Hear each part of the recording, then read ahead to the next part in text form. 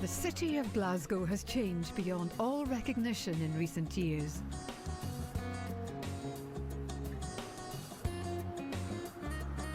Although Glasgow's Victorian heritage is still very evident in her magnificent architecture, the city is now looking toward the future and meeting the challenges of the 21st century. In 1999, Glasgow was the UK's City of Architecture and Design, and the city is now a showcase for the exciting new designs of emerging young architects. Running through the centre of Glasgow is the great artery of the River Clyde. Rising in the distant hills, this river was once the lifeblood of the city, feeding the Lanarkshire mills with power and providing a home to a once great shipbuilding industry.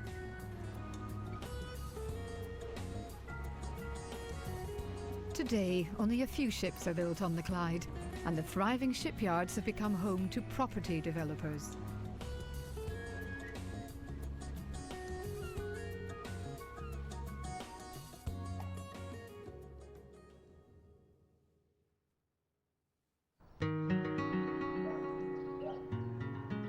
As we leave the ordered suburbs of Milngavie and take the road north to the hills, you'll be amazed at how quickly the city disappears and we're immediately transported into a wild highland landscape.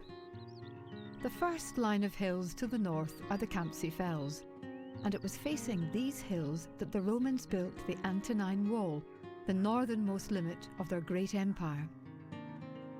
The bathhouse can still be clearly seen at Bar Hill Fort. This would have been one of the few luxuries for the Mediterranean soldiers, facing the fearsome Picts in a cold and barbarous land on this lonely outpost.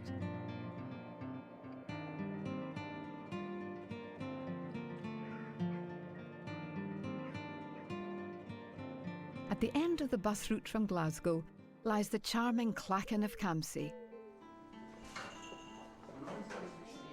Next to the tea room and artisan shops is the ancient churchyard with its historic stones. The graveyard also houses the Lennox family mausoleum.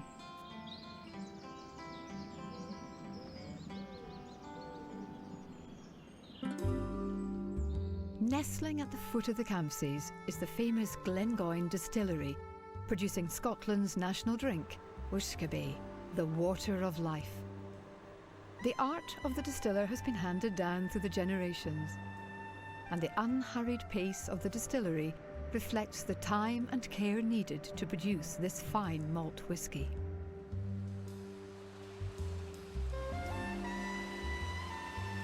Fed by mountain springs and lovingly produced to an age-old recipe, the Glengoyne is a malt well worth sampling.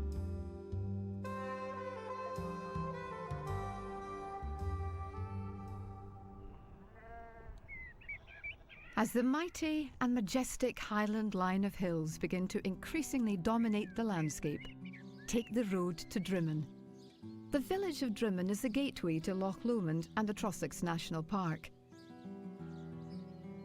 The Drimmen pottery and some great pubs are clustered around the main square, perfect for a quick snack or a longer lunch, while you enjoy the slower pace of life in rural Scotland.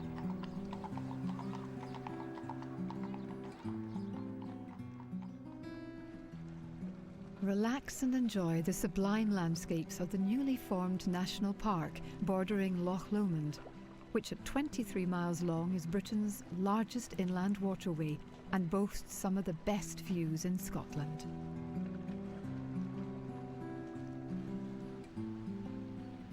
If you're feeling energetic, take the West Highland Way, a mere 90-mile stroll to Fort William. But you don't have to be a dedicated walker to enjoy the loch. There are walks and activities for all ages and abilities. You can feed the birds against the backdrop of Ben Lomond, Glasgow's closest Munro, or visit the delightful statue of Peter Pan.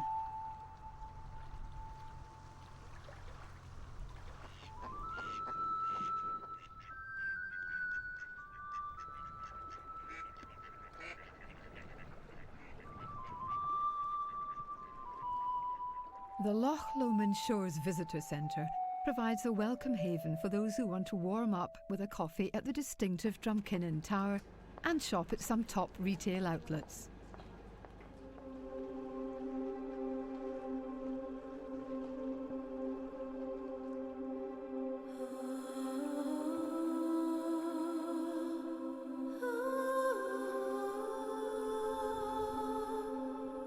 Further to the east, at the head of an atmospheric Loch Foyle, you can visit the little churchyard at Balquhidder.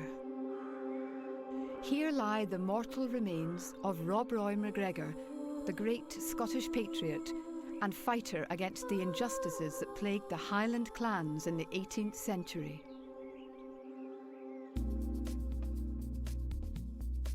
Arriving in Aberfoyle, you can browse in the Green Gallery, which shows an eclectic collection of contemporary art. Sample one of the many different pubs, restaurants and tea rooms before escaping to the tranquility of the Trossachs, an area of outstanding natural beauty.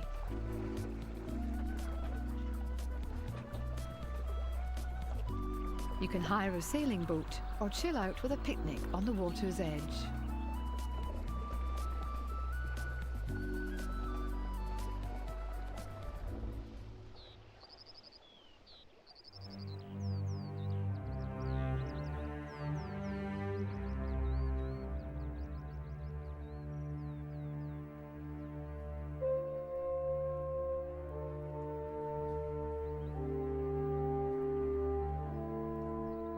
The Trossach Hills, just a short car journey to the north of Glasgow, offer some of the most spectacular hill walking in Britain.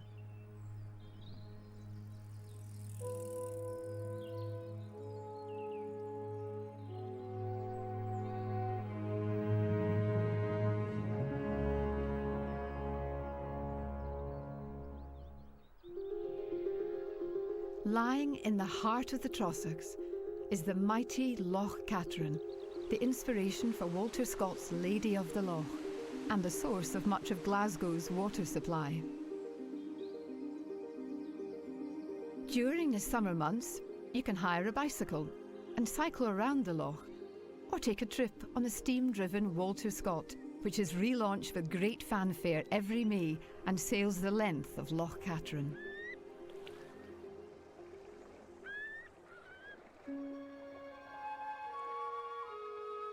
It's a 12-mile walk or bike ride to Stronachar, where you will experience some of the most tranquil scenery imaginable. From the head of Loch Katrine, serious walkers can take the overland route to the northern shores of Loch Lomond.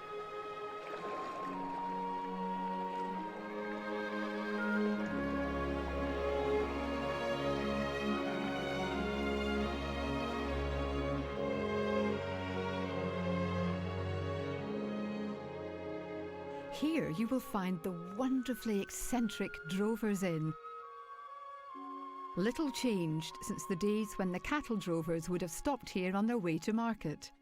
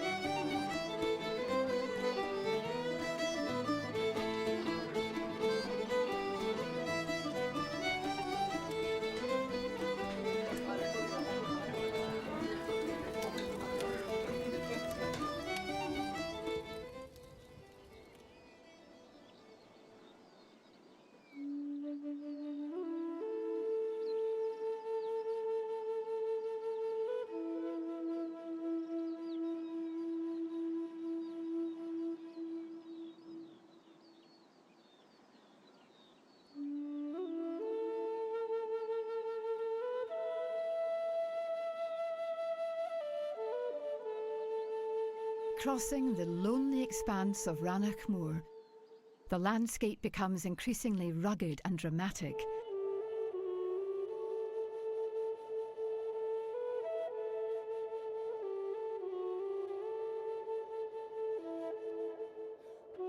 Our journey ends in the sombre setting of Glencoe, scene of the infamous massacre of the MacDonalds by the Campbells in 1692.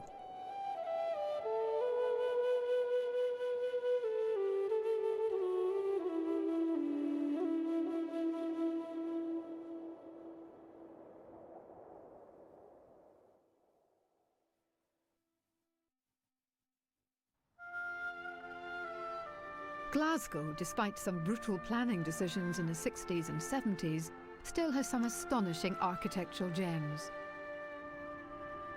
The recently restored Dolton Fountain now has pride of place on Glasgow Green. The largest terracotta fountain in the world depicts scenes from Queen Victoria's reign. The architect of the Templeton Carpet Factory based his design on what he considered the most beautiful building in the world, the Doge's Palace in Venice, and this extravagant factory was the result. The Crystal Palace on Jamaica Street, designed as the prototype for the real Crystal Palace in London. The beautiful Sterling Library, and some gems from the Art Deco period.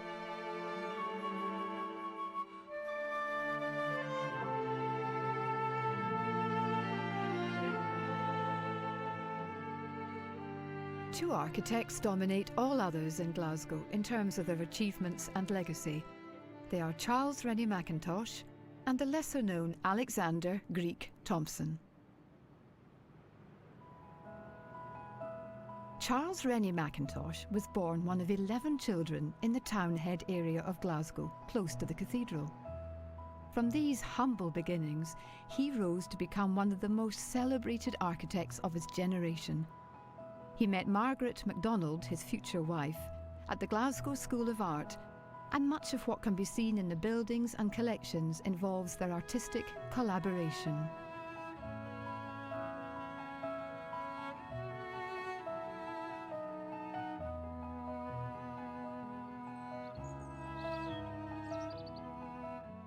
In 1902, Mackintosh collaborated with his wife on the design of Hill House in Helensburgh, considered by many to be his finest example of domestic architecture. Although commissioned over 100 years ago, the house with its radical use of geometric shapes still looks boldly modern.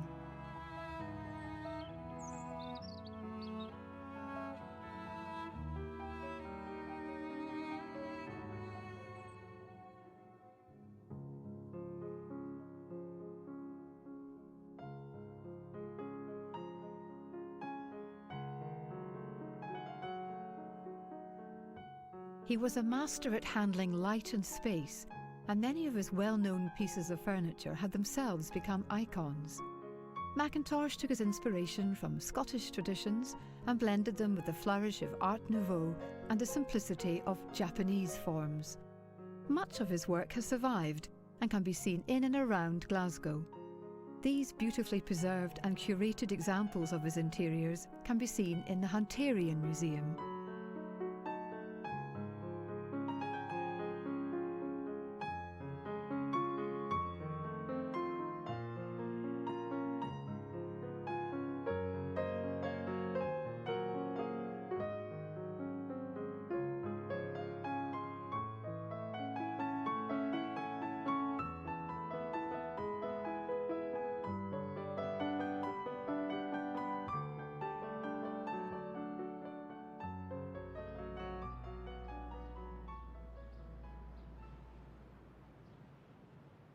Greek Thomson only preceded Mackintosh by a few years, yet his architecture was firmly rooted in the pre-Roman classical style.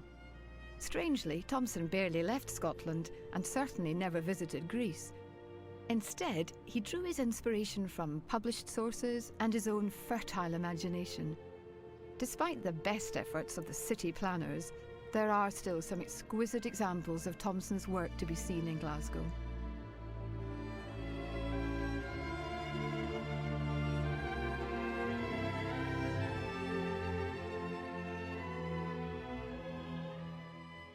Homewood, just a few miles to the south of the Burrell collection, is considered to be a perfect example of Thomson's domestic architecture.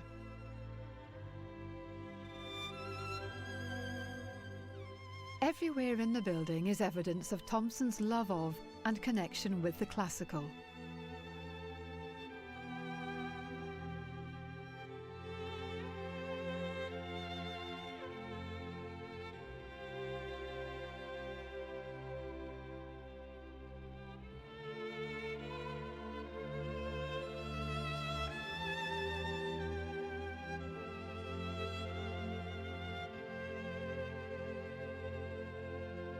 For those in need of spiritual refreshment, the sumptuous interior of St Vincent Street Church awaits.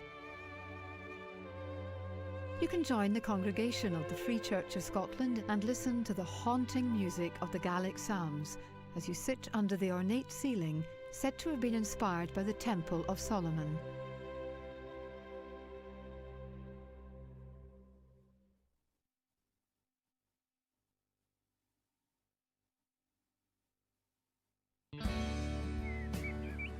On the upper reaches of the Clyde lies New Lanark Mill, a vision of utopia realised by the great social reformer Robert Owen.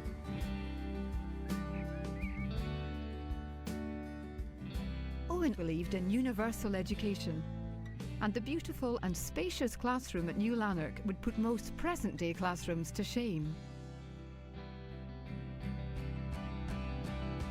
He provided decent homes, fair wages, free healthcare, which included the first nursery school in the world. Today, as you wander around the village and wildlife reserve, it's easy to transport yourself back in time and imagine how people once lived and worked in Owen's day.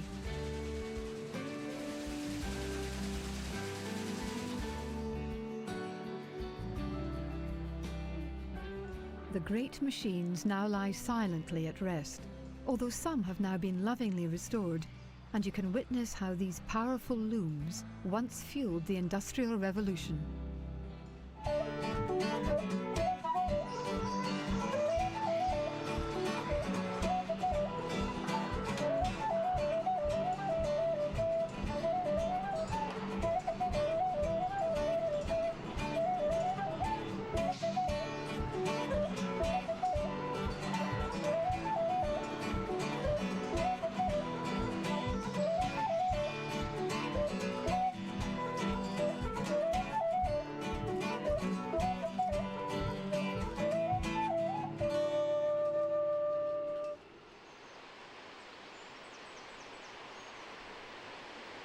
The Falls of Clyde, a mile upriver, are host to some exotic visitors. A breeding pair of rare peregrine falcons are protected around the clock by a dedicated team of volunteers and have bred in this secluded spot for the past 5 years.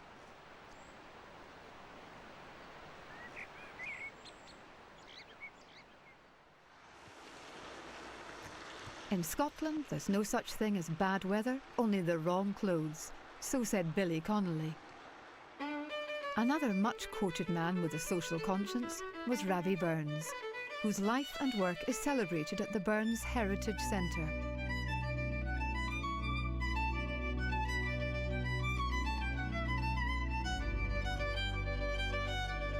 The museum houses a rich collection of artefacts and rare editions of Burns's works.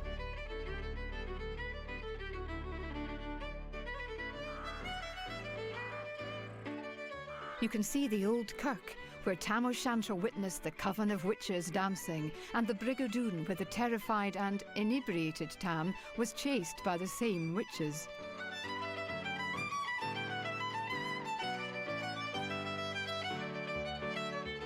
Rabbie Burns' parents were poor tenant farmers, and you can still visit the cottage where they once lived.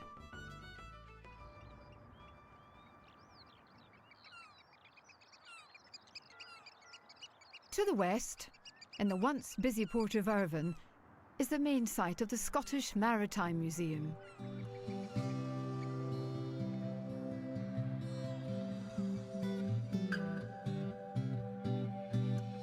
The cathedral-like Lint House building, transported from its former site on the Clyde and rebuilt brick by brick, is the centrepiece of this fascinating museum.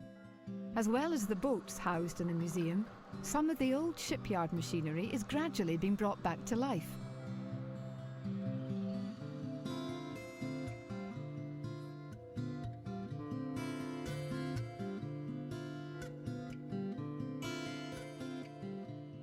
The museum has an active programme of restoration, and in the workshop awaiting a new life lies the oldest Fife yacht in existence. Be transported back in time when you visit the shipworkers' flat, meticulously restored to its pre-1920s appearance.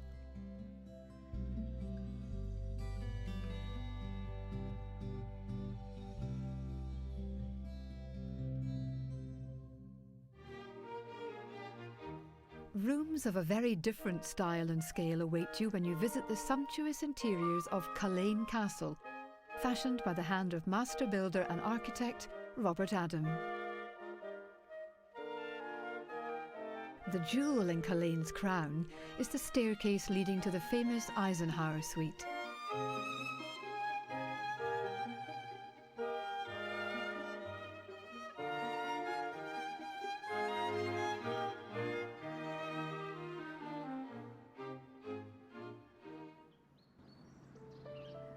The designs for Culzean see Adam at his most ambitious and assured.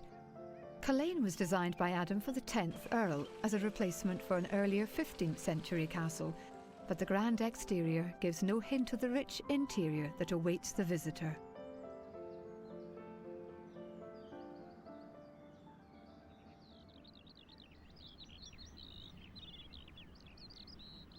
Taking the road to the south, you will pass the evocative ruins of the once great Crossraguel Abbey, founded during the 13th century and decimated during the Scottish Reformation.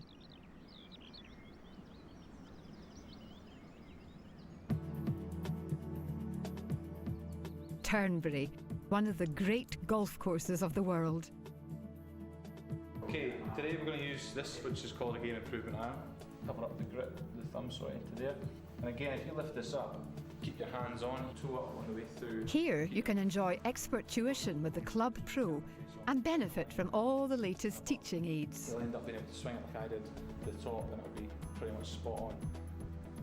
Once you've got your eye in, you'll be ready to test your skill at the famous 9th hole on the championship course. Well done, better. Nice ricochet.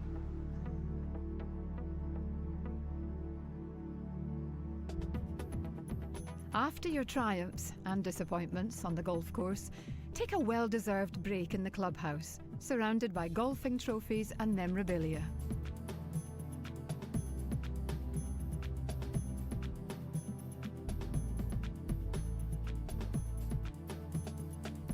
At the well-stocked shop, you can splash out on a new club that might have made all the difference on that demanding 9th hole.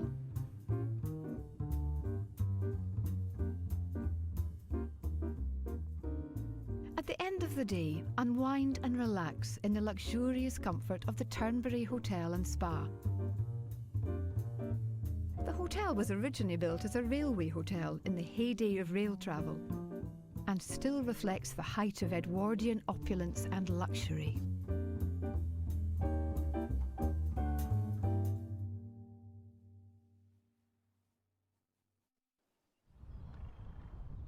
In the centre of Glasgow lies Pollok Park, which not only houses some handsome-looking Highland cattle, but also two of the finest art collections in the city.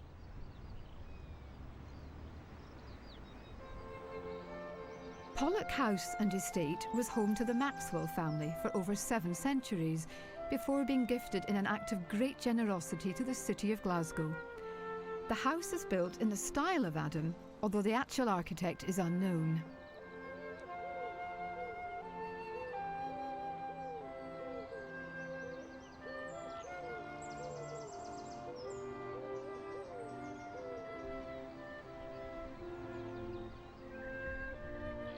The elegant house contains a magnificent collection, including Esteban Murillo's exquisite Madonna.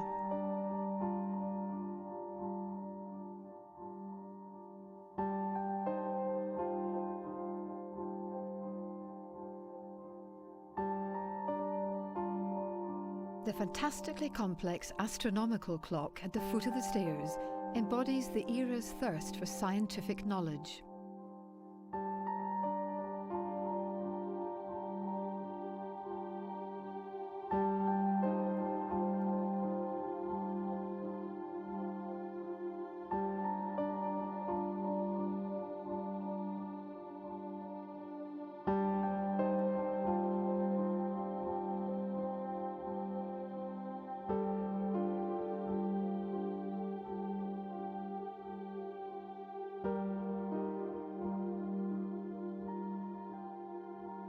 After a succession of sumptuous rooms, we come to the beautifully proportioned library, where in the early morning light, El Greco's hauntingly beautiful portrait of a young woman gazes down upon us.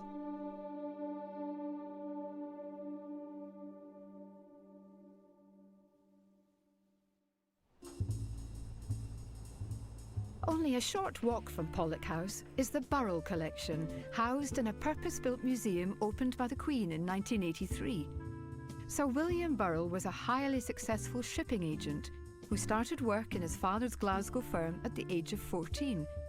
At this time, he also started to indulge in his real passion, collecting art. During his lifetime, Burrell amassed a collection of over 9,000 works of art, which he bequeathed to the city of Glasgow and can now be viewed in this award-winning museum.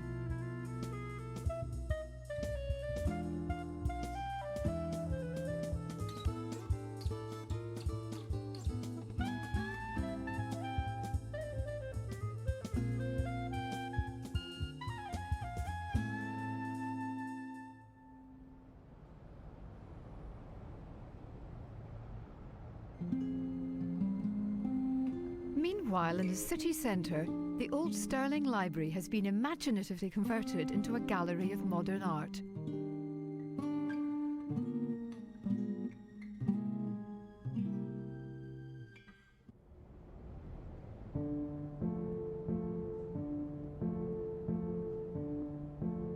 The University of Glasgow possesses one of the great university collections in Britain, housed in a purpose-built museum.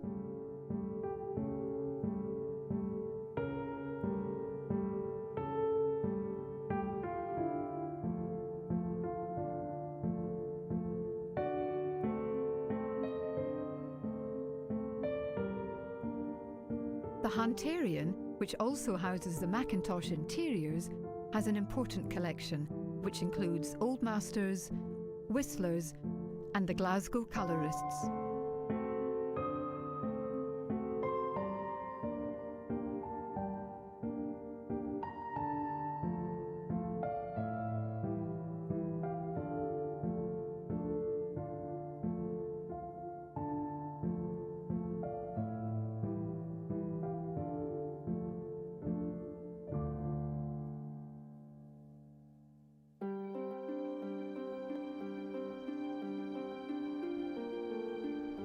Our eastern tour begins as we cross the Campsie Hills via the Crow Road in dramatic weather.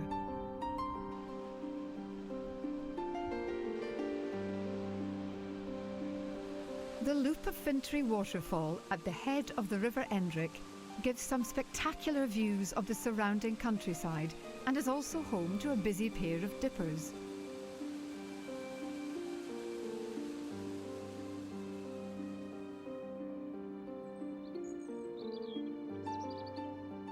Past the little churchyard in Fintry and some very hungry roe deer.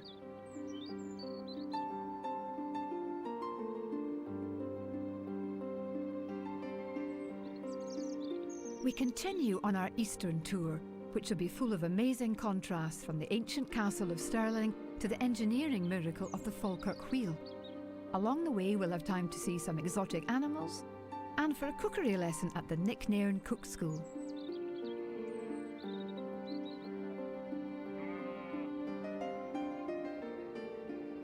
You'll arrive in the pretty village of Kippen, where there are wonderful views over the Carse of Stirling.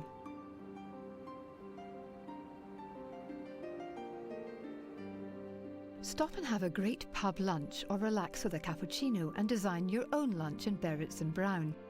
You could even hire a picnic backpack full of your favourite food and drink for a day in the country.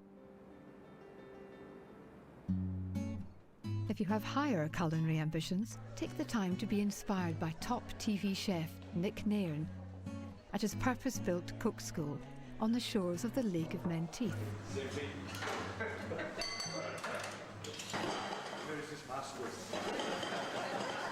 Pull the knife towards you. Add your garlic for a second.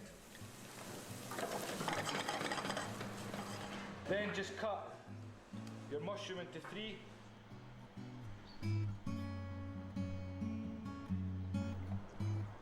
There's a wonderful hotel on the lake newly taken over by Nick Nairn. And you can hire a boat and go fishing for the day on this, the only lake in Scotland.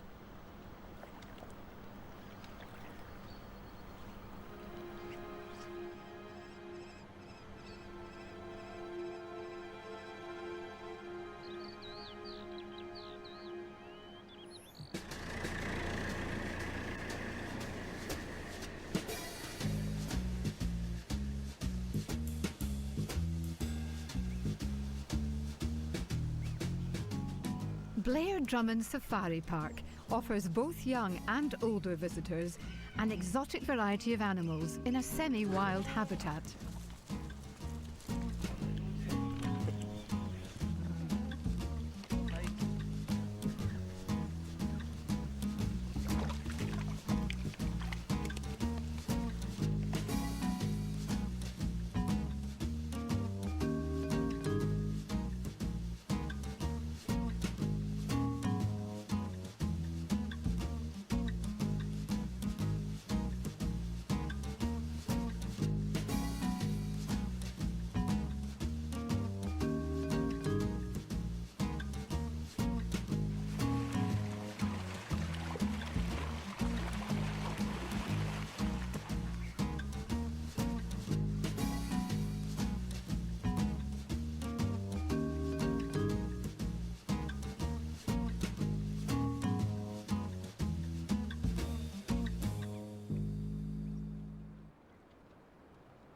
Stirling Castle, perched on top of the great volcanic rock, dominates the surrounding countryside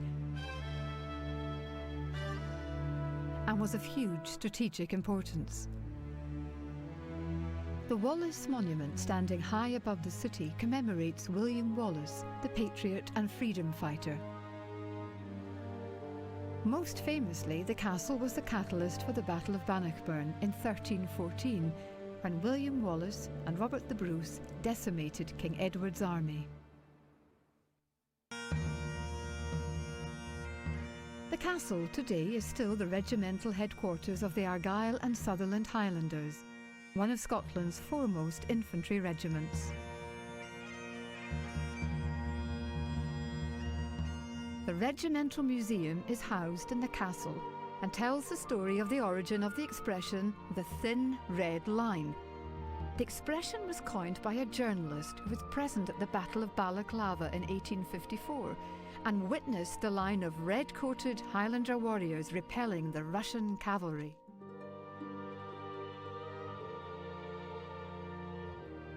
The regiment also has quite a well-known colonel-in-chief.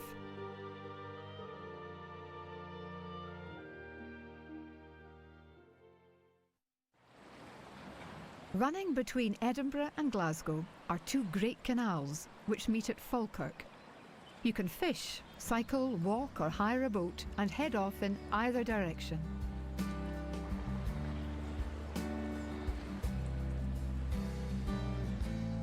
One of the most ambitious of the Millennium projects was the construction of the Falkirk Wheel.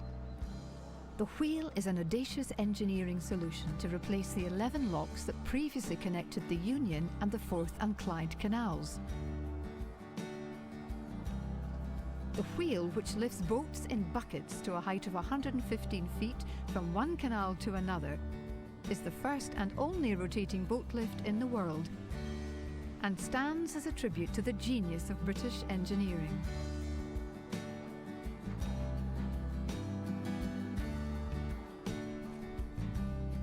As you approach the wheel from the higher canal, you are suspended above the landscape, an experience not to be missed.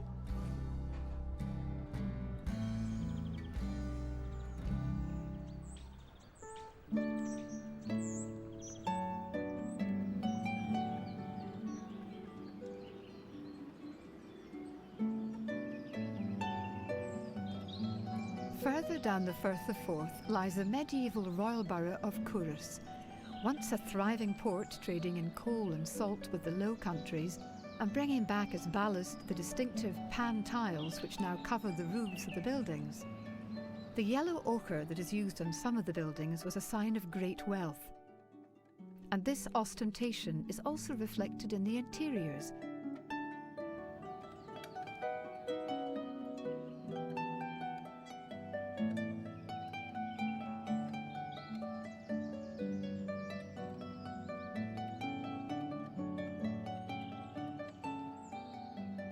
It's easy to imagine the smugglers of the 18th century skulking through these cobbled streets.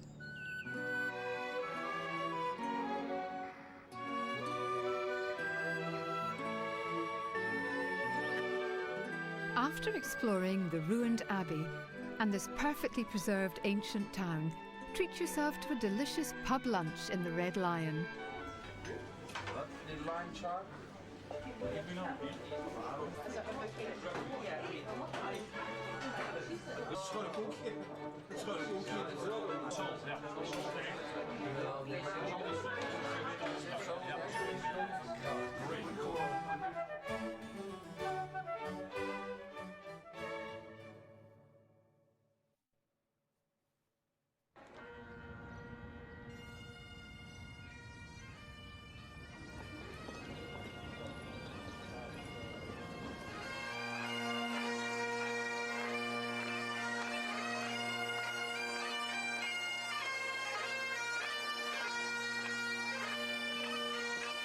Glasgow's Kelvin Grove Museum and Art Gallery has the largest publicly owned collection outside of London and is a must to visit when the gallery reopens in 2006. The quality and variety of the collection will not disappoint. If you're feeling a little more adventurous, visit the wonderful world of Sharmanka. These kinetic sculptures are the creation of Russian émigré Edward Barzutsky and are like nothing you will ever have seen or experienced before. The pieces are the products of Edward's fertile imagination and are a synthesis of his sculptures and the most fantastical machines made from discarded machinery and found objects.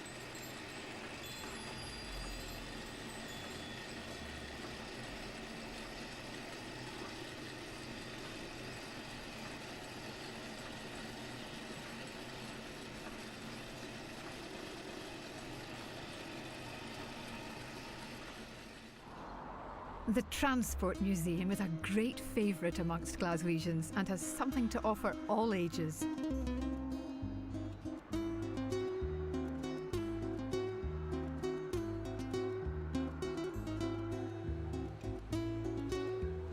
There's the largest collection of model ships in Europe for you to enjoy, which reflects Glasgow's past preeminence as a centre of shipping.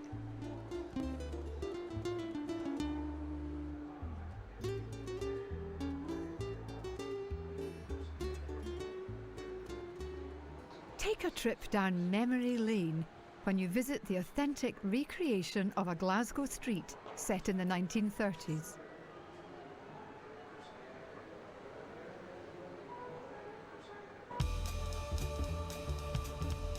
Back in the present, there are plenty of fashionable stores and restaurants in the West End, South Side and the city centre if you feel the need to lighten your wallet.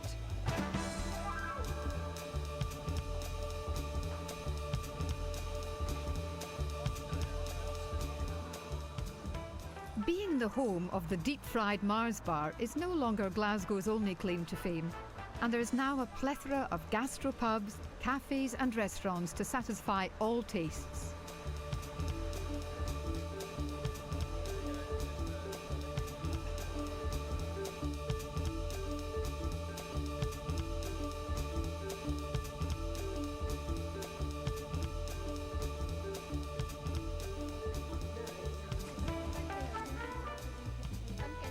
For the fashion conscious, there are stores ranging from ethnic to Armani at the Italian Centre.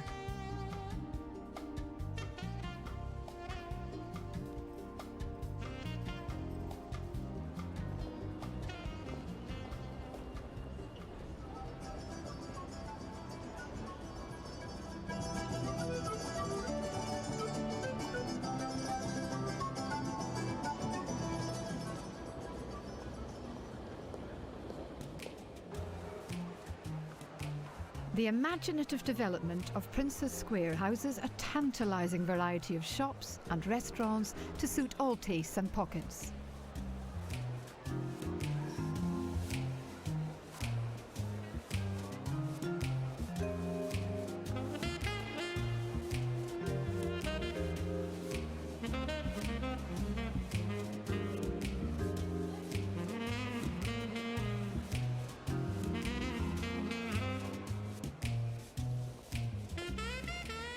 If it's culture you're looking for, Glasgow has an international reputation with a wonderful choice of theatres, including the Tron, Citizens, King's and Theatre Royal.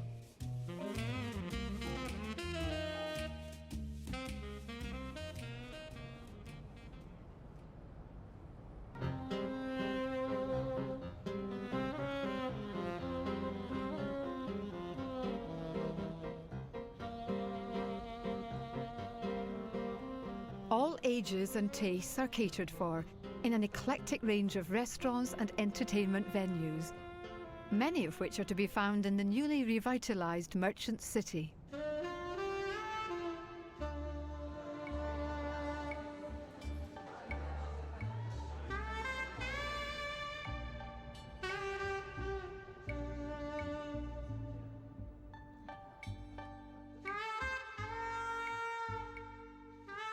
As night falls, the city takes on a different character and the Glasgow style becomes evident.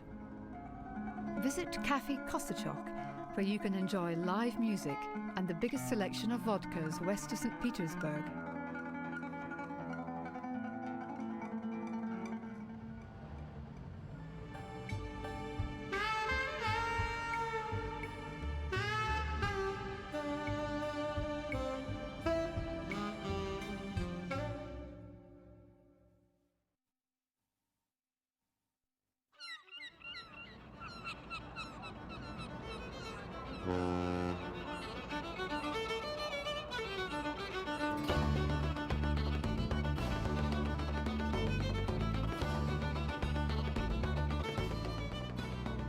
The Calmac ferries provide an essential lifeline for Scotland's many islands. And just a brief drive from Glasgow, you can take one of the shorter journeys down the Firth of Clyde to the beautiful island of Bute.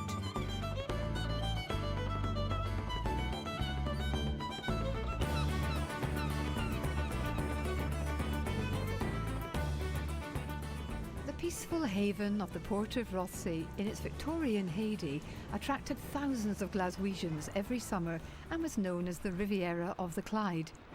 Cheap package holidays in the 60s put paid to Rothsay's preeminence, although the town is now experiencing something of a revival. The Victorian public loos on the pier head stand as a monument to lavatorial luxury. Although there is now also a women's lavatory, they were originally built as a men-only facility.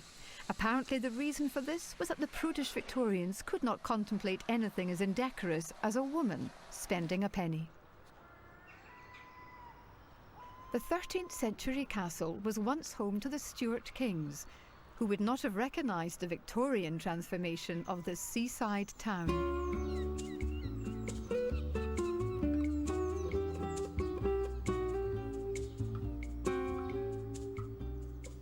Rothsay evokes memories of a bygone age, but many of the magnificent buildings are now being restored to their former glory.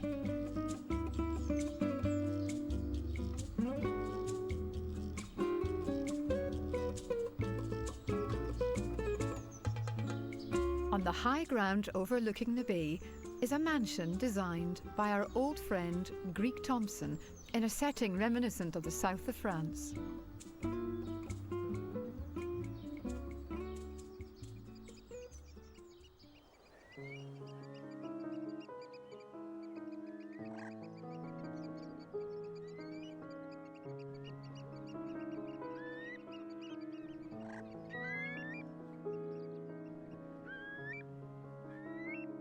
A few miles from Rothesay is Mount Stewart, the extravagant seat of the Marquess of Bute.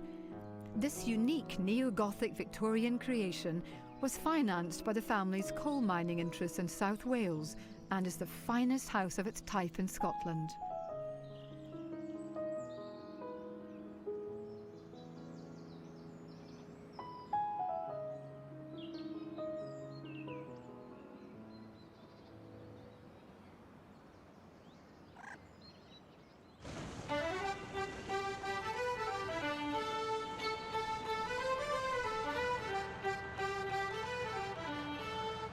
Calmac's shortest crossing at the northern end of the island will take you back to the mainland and the road to Loch Fyne.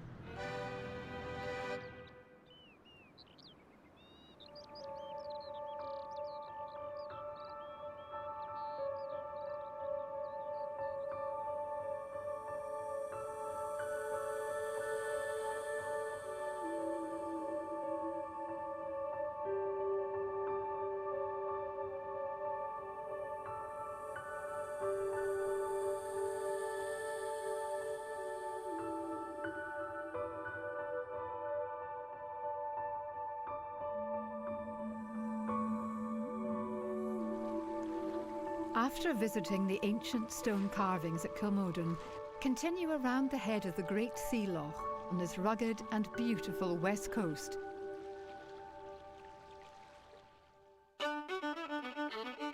But don't forget to stop at the renowned Loch Fyne Oyster Bar.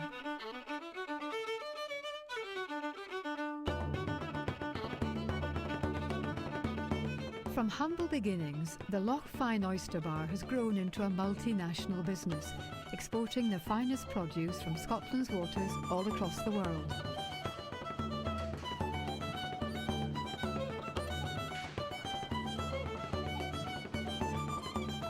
If you can't wait until you get home to sample the delicious fish, treat yourself to lunch in the bar's restaurant, where the tantalising dishes are prepared by expert chefs.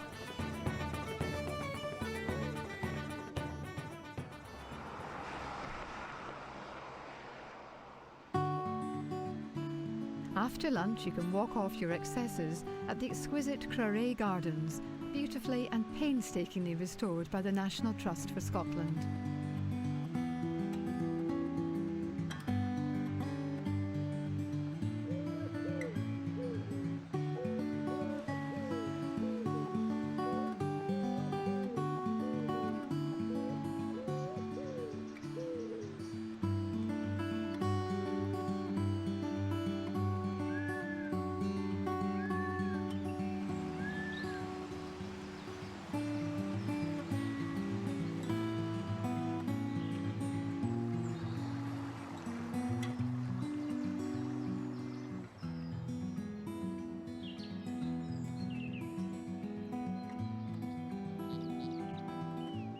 Another trust garden well worth visiting is the walled garden of Gaelston, just outside Helensburgh.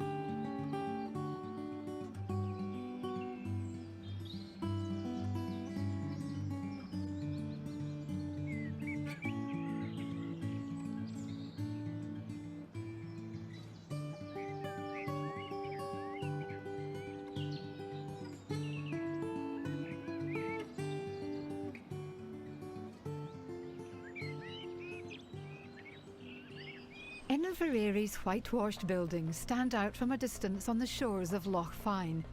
The town is little changed since it was remodelled by the Duke of Argyll in the 18th century, and the present Duke still has his seat at Invereary Castle.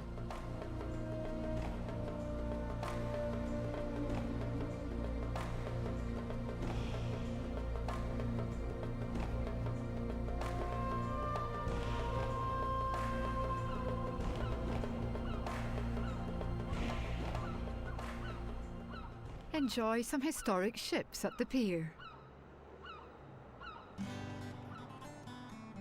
Before you visit the famous George Hotel on the High Street, take in the award-winning Invereary Jail, where you can sit in on a trial and experience life in an 18th century courthouse.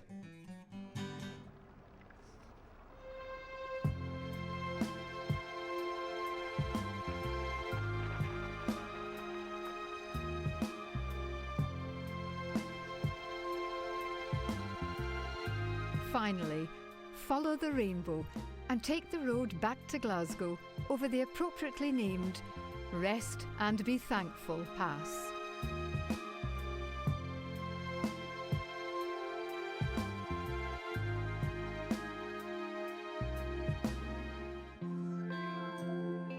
We really hope that you've enjoyed your journey with us beyond the city, and that we've been able to share our enthusiasm for Glasgow and the surrounding areas.